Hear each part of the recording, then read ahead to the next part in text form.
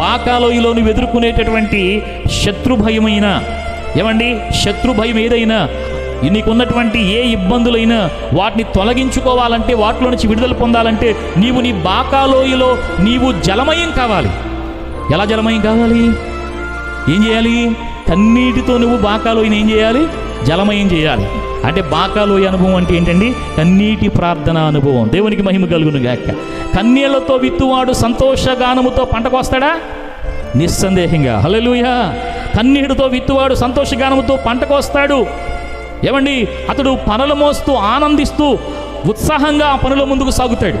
దేవుడు ఎన్నడూ కన్నీటి ప్రార్థనను దాటిపోయేవాడైతే కాదండి.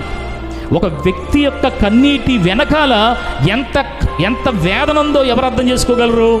దేవుడు అర్థం చేసుకోగలడు. దేవునికి మహిమ కలుగును గాక. ఒక మనిషి భారముతో దేవుని సముఖంలో మూలుగుతూ ఉంటే ఆ మూలుగు వెనకాల ఎంత